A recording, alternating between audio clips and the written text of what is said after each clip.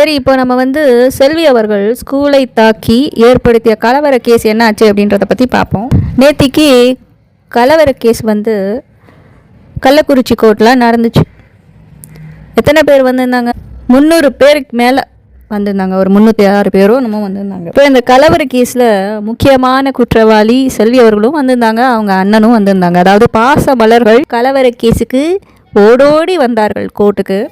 இந்த பாச மலர்கள் எப்படி கோர்ட்டுக்கு வந்தாங்க அப்படின்னா, திருவிழாவில் எதையோ தொலைச்சிவிட்டு காணாம்போச்சுன்னு தேடுவாங்க பாரு, அந்த மாதிரி சோகத்தோடு வந்திருந்தாங்க அவங்களாம். இந்த கலவரத்தில் ஈடுபட்ட போராட்டக்காரர்கள் என்ன செய்தார்கள் என்றால், ஒழுங்காக நியாயமாக அமைதியாக சைலண்ட்டாக சமத்தாக போராடி இருந்தால் பிரச்சனை எதுவும் வந்திருக்காது. என்ன சொல்லியிருப்பாங்க போலீஸ்காரங்க, இங்கே எதுக்கு போராடுறீங்க, நகருங்க, டிராஃபிக் ப்ராப்ளம் வரும், இது மாதிரி சொல்லி போலீஸ்காரர்களும் அமைதியாக அவர்களை கலைத்திருப்பார்கள். ஆனால் இவர்கள் என்ன செய்தார்கள்? உள்ளே வந்தார்கள் ஸ்கூலுக்குள். வந்துவிட்டு என்ன செய்தார்கள்? 17ஆம் தேதி டிஷுல் டிஷுல் டிஷுல் டிஷுல், அதாவது தமிழ்நாடு அல்ல உலகமே வேடிக்கை பார்த்துச்சு, லைவாகவே பார்த்துச்சு என்ன பண்ணாங்க இந்த ஸ்கூல்லன்னு சொல்லிட்டு. போட்டு அடி அடி அடி அடி, எரிக்கிறது அடிக்கிறது துவைக்கிறது எல்லா வேலையும் பண்ணாங்க இவங்களாம். இல்லை பஸ் எரிச்சாங்க. சரி, ஸ்கூல் பஸ்ஸை மட்டும் எரிச்சாங்களான்னு பார்த்தா அதுவும் கிடையாது, போலீஸ் வாகனங்களையும் எரிச்சு வச்சுருக்குங்க இவனுங்க. சரி, அதில் வந்திருந்த போலீஸ்காரங்க என்ன ஆச்சு நிலைமை அப்படின்னு பார்த்தா அவங்களையும் போட்டு தாக்கி இருக்கானுங்க இவனுங்க. அதுவும் முக்கியமாக ஒரு அம்மா, ஒரு போலீஸ்கார லேடி, அவங்கள பிடிச்சி அடித்து அவங்க மண்டையை உடச்சி அந்த அம்மா வந்து கோமா ஸ்டேஜில் கிடக்குறாங்க. இப்போ கூட அவங்க கோமா ஸ்டேஜில் தான் இருக்காங்களா, இல்லை திரும்பி பொழைச்சி வந்துட்டாங்களா, அவங்க நிலைமை என்னன்னு தெரியல. அதாவது போலீஸ்காரங்களையே கோமா ஸ்டேஜுக்கு தள்ளின ஒரே பெருமை வந்து செல்வி அண்ட் கோவுக்கு மட்டும்தான் இருக்குது. எப்போவுமே போலீஸ்காரங்க மக்களை தாக்கினார்கள், மக்களை கொடுமைப்படுத்தினார்கள், அப்படித்தான் நம்ம நியூஸில் அங்கங்கே கேட்குறோம். ஆனால் இந்த கேஸில் என்ன நடந்துச்சு அப்படின்னா, போலீஸ்காரர்களை மக்கள் தாக்கி விட்டார்கள். அதுவும் கொஞ்சம் நஞ்சம் தாக்கம் இல்லை, ஒரு லேடியை.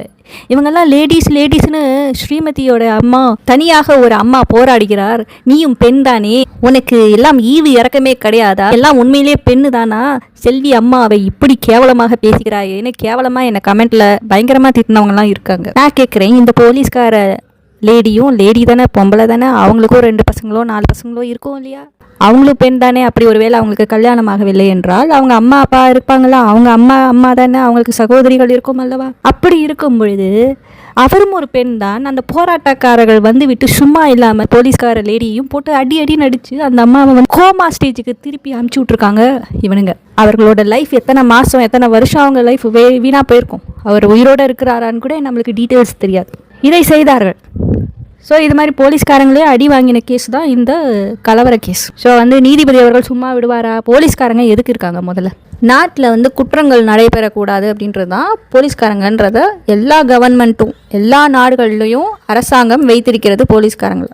ஆனால் நம்ம ஊர் ஆளுங்க என்ன பண்ணுவாங்க அப்படின்னா, போலீஸ்காரங்களையே போட்டு அடிக்கிறது உதைக்கிறது இந்த வேலையெல்லாம் பண்ணுவாங்க. அதுவும் இந்த போராட்டம் என்னும் பேரில், போராட்டத்தில் கூட்டமாக செஞ்சால் அப்படியே யாருக்கும் தெரியாது பாருங்கள். இப்போ ஒட்டுமொத்த பேர் 916 பேரும் மாட்டிக்கிட்டாங்க.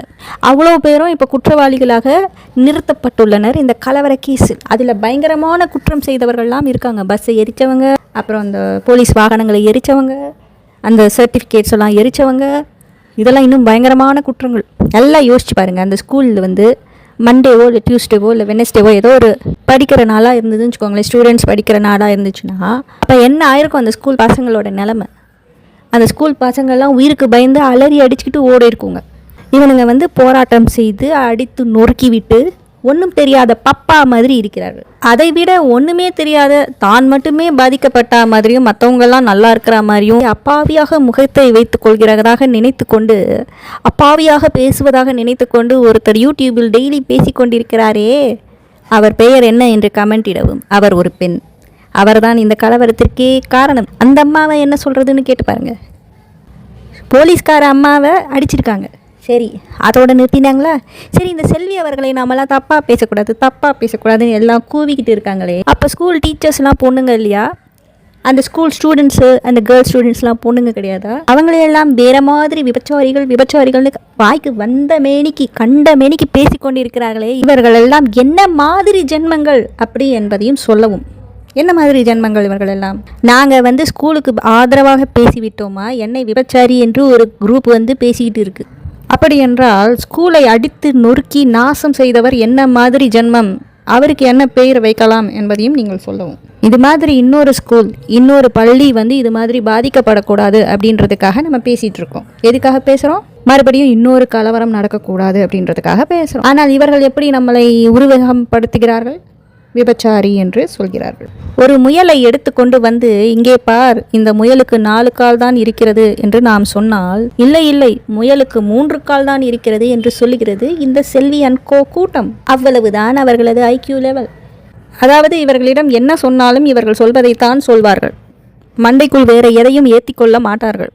ஏன்னா இவர்கள் வந்து கற்பனை உலகத்தில் இருக்கிறார்கள். நிறைய கதை படிக்கிறாங்க, கொலை கதை, ரேப் கதை, அதே மாதிரி படம் நிறைய பார்க்கிறார்கள்.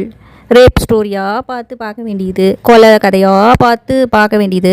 ஓகே அப்போனா இந்த ஸ்கூலில் வந்து இந்த பொண்ணு செத்து போயிட்டாளா, கீழே ஊந்தாளா, அப்போ அது கொலை தான், அப்போ ரேப் தான், அப்படி என்று இவர்களே ஒரு முடிவுக்கு வந்து விடுகிறார்கள். அப்படி தான் இந்த சினிமா காரணங்களும் கேவலமாக கதை எழுதி கொண்டிருக்கிறார்கள். அவர்கள் படத்தில் எல்லாம் பார்த்தீங்கன்னா ஒரு ஸ்கூலையோ காலேஜையோ காமிச்சிவிட்டு இந்த மாதிரி ஒரு பொண்ணு இறந்து விட்டாள் அப்படின்னா அது வந்து ரேப்பு, மர்டர், இப்படி தான் அவனும் கதையை எடுக்கிறான். ஏன்னா அவனுக்கு படம் ஓடணும், அவன் காசு சம்பாதிக்கணும், அவன் கோடி கணக்கில் சம்பாதிச்சுட்டு போகிறான் இந்த மாதிரி ஒரு கதையை கொடுத்து. ஆனால் இந்த மக்கள் வந்து என்ன அதை மண்டைக்குள் திணிக்கிறார்கள் என்றால், அந்த கதையை உள்வாங்கி கொண்டு ஏதோ ஒரு இடத்தில் ஒரு பெண்ணோ இல்லை யாரோ ஒரு பையனோ இறந்து விட்டால் உடனே அது கொலை, அது ரேப் அப்படி என்று வளர வேண்டியது.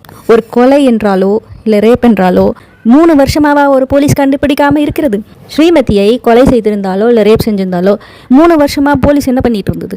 கண்டுபிடிச்சிருக்கணும்ல. உண்மையாகவே ஸ்ரீமதியை ரேப் செஞ்சிருந்தாலோ இல்லை கொலை செய்திருந்தாலோ ஒரே மாதத்தில் கண்டுபிடிச்சிருப்பாங்க. அப்படி இல்லைன்னா 3 மாதம், மேக்ஸிமம் 6 மாதத்தில் கண்டுபிடிச்சிருப்பாங்க. இது நிச்சயமாக நடந்திருக்கும். ஒரு போலீஸ் வந்து நேர்மையான அதிகாரியாக இல்லைனாலும் இன்னொரு போலீஸ் வந்து நேர்மையான பர்சனாக இருப்பார். எல்லா போலீஸும் இதில் இன்வால்வ் ஆயிருக்காங்க. அவங்க வீட்டில் எல்லார் வீட்லேயும் பொண்ணு இருக்கும் இல்லையா? ஒரு 10 போலீஸ் எடுத்துக்கிட்டோன்னா அந்த 10 போலீஸில் ஒரு 7-8 போலீஸ் வீட்லேயாவது, அட்லீஸ்ட் ஒரு 5 வீட்லேயாவது, 5 போலீஸ் வீட்லேயாவது ஒரு பெண் குழந்தை இருக்கும் அல்லவா? 10 போலீஸ் எடுத்துக்கிட்டோன்னா அப்படி இருக்கிறச்சு எப்படி வந்து இதில் வந்து நேர்மையற்ற முறையில் விசாரணை செய்திருப்பார்கள்? 3 வருஷம் ஒரு பெண் இறந்து விட்டாள் என்பதற்காக ஒரு கொலையையோ இல்லை ஒரு ரேப்பையோ மறைக்க முடியுமா? கொலைகாரனாக இருந்தாலும் சரி, ரேப் செய்தவனாக இருந்தாலும் சரி, ஏதோ ஒரு தடயத்தை வைத்து விட்டு தான் செல்வான். ஸோ அதனால் இந்த 3 வருஷத்தில் 6 மாதம் வேணாம், இந்த 3 வருஷத்தில் ஈஸியாக கண்டுபிடிச்சிருக்கலாம். ஒருவேளை இந்த பொண்ணை வந்து ரேப் பண்ணியிருந்தாலோ இல்லை கொலை செய்திருந்தாலோ. ஆனால் இதுங்க மண்டைக்குள்ளே என்ன இருக்குது அப்படின்னு நம்ம ஓப்பன் பண்ணி பார்த்தா சைனாக்கிலே தான் இருக்குது. களிமண்ணை வச்சுக்கிட்டு யோசிச்சுக்கிட்டு இருக்கானுங்க. அது ஒரு ரிப்பீட்டட் தாட்ஸ். அதாவது அவர்களால் வந்து வெளியில் இருக்கும் இன்னொரு விஷயத்தை, இன்னொரு கருத்தை ஏற்றுக்கொள்ள முடியவில்லை. ஒரு அறிவாளி என்றுமே இன்னொரு கருத்தை எடுத்துக்கொள்வான். எங்கெல்லாம் நல்ல கருத்துக்கள் இருக்கோ எல்லாவற்றையும் எடுத்துக்கொள்பவன் தான் அறிவாளி. ஒரே கருத்தை திருப்பி நான் சொல்கிறது தான் கரெக்டு, அந்த பொண்ணை ரேப் பண்ணி கொண்டுட்டாங்க, இவங்களே கதை சொல்கிறாங்க. இப்போ அதான் மேட்ரு. இவர்களே வந்து கற்பனை கதைகளை சொல்ல, நீ வந்து நேரில் ஏதோ ஒன்று யாரோ பார்த்த எவிடன்ஸ் இருக்கோ இல்லை சிசிடிவியில் எவிடன்ஸோ இல்லை யாரோ பார்த்த எவிடன்ஸோ இல்லை யாரோ ஒருத்தங்க சொன்ன எவிடன்ஸோ சொல்லியிருந்தா கூட நம்ம அதை அக்செப்ட் பண்ணிக்கலாம். நீ ஒரு மண்ணாங்கட்டி எவிடன்ஸும் இல்லாமல் நீங்களாம் கதை பேசிகிட்டு இருக்கீங்க. கேட்டால் லைவ் பேசுகிறோமா நாங்களாம், லைவ் அப்படின்னு சில குரூப் பேசிட்டு வந்துருக்கு. இதுங்க மண்டைக்குள்ளே என்ன தான் யோசிக்கும். நம்மளும் யோசிச்சு பார்த்தா நம்ம கண்ணு முன்னாடி தெரியறதெல்லாம் அந்த களிமண் உருண்டை தான். சரி, ஓகே, இவர்கள் மண்டைக்குள் களிமண் உருண்டை தான் இருக்கிறது. அதனால் இதுங்க மண்டைக்குள்ளே வேற எதையும் திணிக்க முடியாது. ஏனென்றால் களிமண் எப்பவுமே கெட்டியாக இருக்கும். அது வந்து வேற எதுவுமே நீங்கள் பண்ண முடியாது. அது வந்து மண்டைக்குள்ளே இருந்துச்சுன்னு வச்சுக்கோங்களேன், திங்கிங் லெவல் அவ்வளவு தான், அம்புட்டு தான், முடிஞ்சு போச்சு. மூளைக்குள்ளே வேற எதுவுமே செலுத்த முடியாத ஒரு நிலைமையில் தான் இவர்கள் எல்லாம் இருக்கிறார். சரி, இப்போது இந்த கலவர கேஸ் என்ன நடந்தது என்று பார்ப்போம். இந்த கேஸ் அடுத்த ஹியரிங் எப்போ அப்படின்றதையும் நம்ம பார்ப்போம். இந்த வழக்கை விசாரித்த நீதிபதி அவர்கள் பேர் வந்து நீதிபதி ரீனா அவர்கள் செப்டம்பர் 19ஆம் தேதி இந்த வழக்கை ஒத்தி வைத்திருக்கிறார்கள். ஸோ செப்டம்பர் 19ஆம் தேதி நம்ம பார்க்கலாம் என்ன நடக்குது அப்படின்ட்டு. இந்த கலவர வழக்கில் செல்வி அவர்களை காப்பாற்ற போகும் வக்கீல் யார்? பாப்பா மோகன் அவர்களா இல்லை வேற வக்கீலா அப்படி என்பதை செல்வி அவர்கள்தான் அவர் சேனலில் தெரிவிக்க வேண்டும்.